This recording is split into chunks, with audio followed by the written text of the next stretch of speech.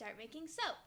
So, about 8 years ago, I was working a job in social work, and I was burning out. And so every day I just decided to take a leave, and then every day of that leave I did something creative. And on day 60 of that 90-day leave, I decided to try making soap for the first time ever. And I really enjoyed it. So much so that I decided not to go back to my job. And I didn't really intend to start making soap full time, but I just knew that I needed to be creative. And so, about 6 months later, then I started selling soap because I had so much that I was like, I got to do something with this. I enjoyed it that much. How did you decide to start making soap?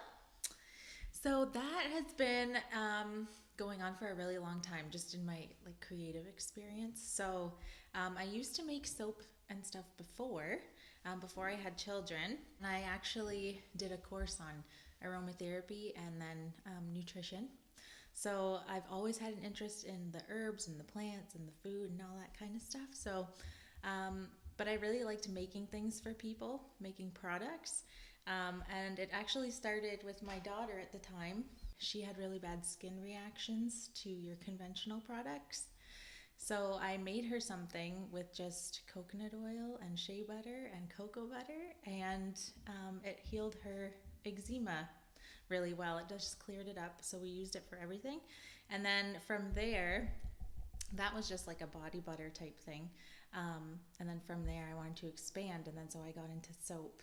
And yeah, it's just kind of been a progressive journey. Is this your first business? It's not, actually. So in the beginning, so again, before I had kids, I worked at a health food store. And with that knowledge that I had from going to school and everything, I decided to open up my own spa. And so I worked as kind of like a holistic practitioner, spa practitioner. So I would offer facials and body massages and all that kind of stuff. Did some sugaring here and there, and then would take aromatherapy clients. So with that, I would actually have to make product for them to take home. So that would have been my first real business, was my little spa. What do you like about making soap? I love how I can just be in my own space and just kind of be one with the environment around me, and everything kind of just tunes out when I make soap. But I actually find that it's like also prayer time for me. So even if it's to myself in my head, or if I say it out loud, it's just very calming and soothing, and I feel closer to our creator when I'm creating. How did you come up with your soap recipes? Okay, so I did a few things. So first of all, I just played, right? So I looked at all the different options, and I kind of thought, okay, I can add this oil or that oil. And I came up with something that I kind of liked. But then I did a class on formulation, so like recipe formulation, through a school in the United Kingdom. And they kind of helped me understand how to formulate something really well. At what point did you know that you needed to stop making soap in your kitchen and open a shop? Actually, it started in my laundry room, because I had a laundry room sink, and that was just a tiny little counter.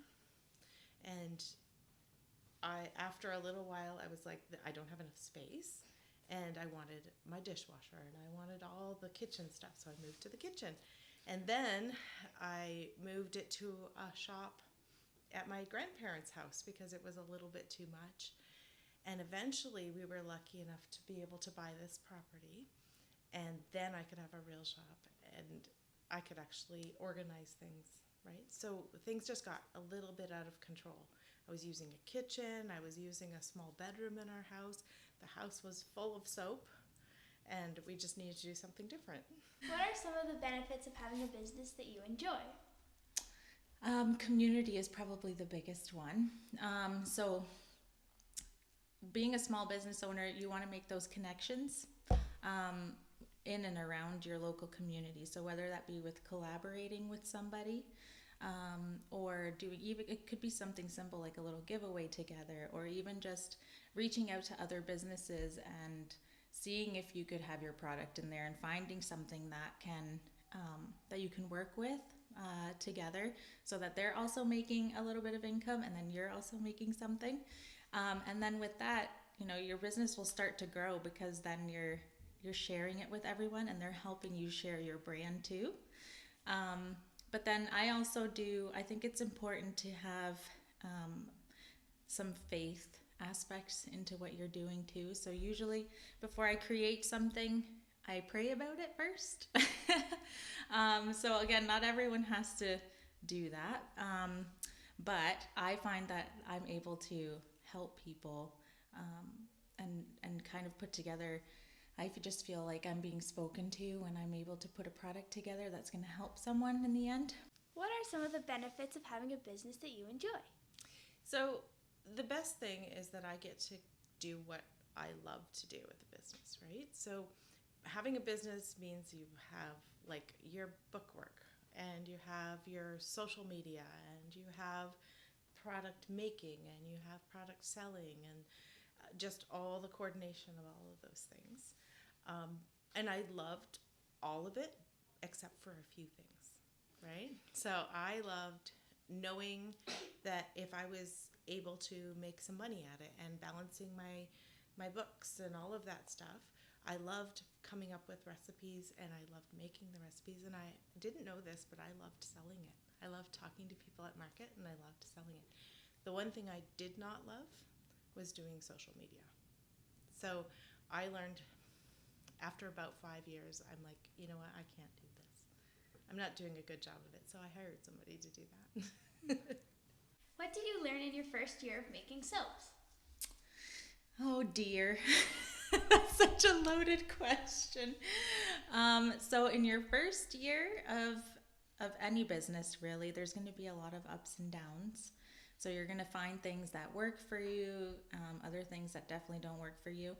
But the biggest takeaway I've learned is that don't focus on the things that didn't work out. Just try to find another plan and then move forward with it and see if you can create a more positive result with it. Don't let the negatives pull you down, because then you won't move forward.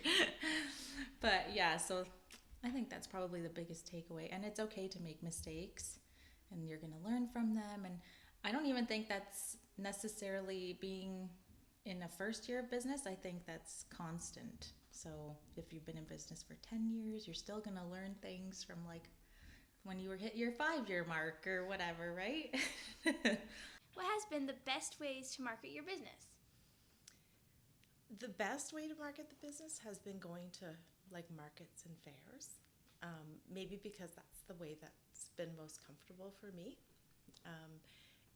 But getting involved in getting a good social media page, and just having people talk about the products, right? So when your family buys it and then tells somebody, then that's the best kind of advertising, because it's a personal recommendation. If you were to start a soap business or any business all over again, what would you do differently?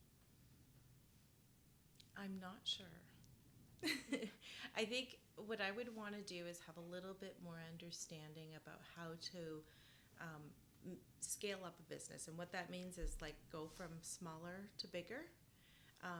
But I'm not unhappy with how my business has scaled up. It's kind of done it naturally, right? Just every year a little bit more and a little bit more. And it's been at a pace that I could keep up with it and kind of enjoy watching it grow. What would you do again because it worked? The thing that I would do again is I would start small and then grow from there. So when I'm have a new idea, at the beginning it was all new ideas, right?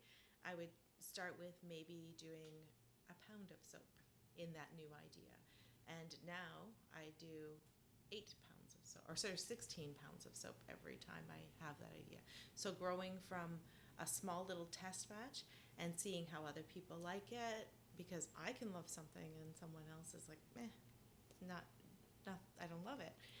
Whereas if you start small and kind of test it out, that's what I did with the entire business. So even going to markets, going to small markets first and seeing if I liked selling, if I liked doing those kinds of things.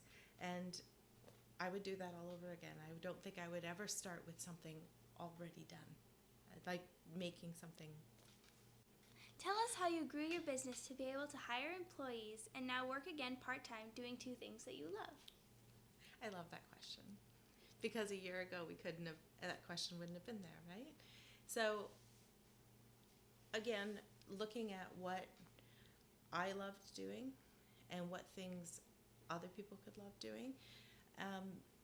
When sales got to a point where I'm like, you know what, I'm not enjoying running around and doing all the things 50, 60 hours a week.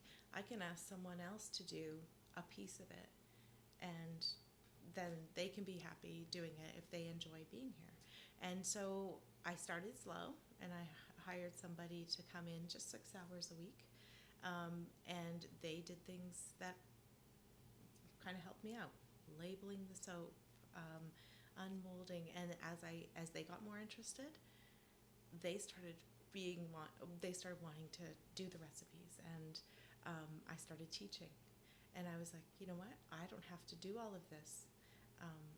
They're enjoying it, so I can hand some of it off. And as I started to see that handoff going well, I was like, you know what, there's something missing for me, something that I let go 8 years ago, and working with people who are disadvantaged. And I'm like, maybe I want to do that again. And so I asked the girl that works for me, I'm like, would you like to step in and do some more hours and have more responsibility? And she came back and said, yes, I would like to do that. So I'm like, well, then I'm going to go pursue that other part of myself that I absolutely love. What one tip would you give an entrepreneur like me? Have fun with what you're doing. Make sure that you really enjoy what you're doing.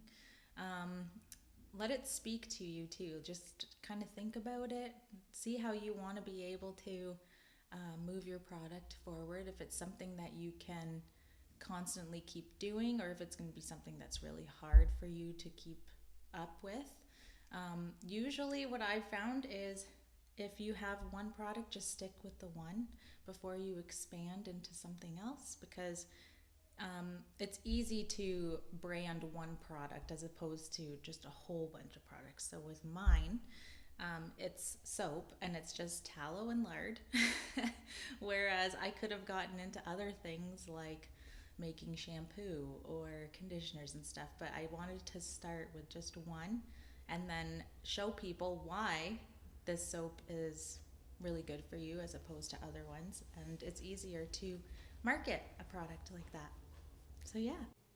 What one tip would you give a young entrepreneur like me? Keep trying. So when something's not working, just look at it in a different way and ask people their opinions and their ideas of how maybe you can shift it. So don't try to all figure it out yourself. Start talking to people who've maybe either done it before or people who you know have creative ideas, who just can think about ideas, and just don't be afraid to ask.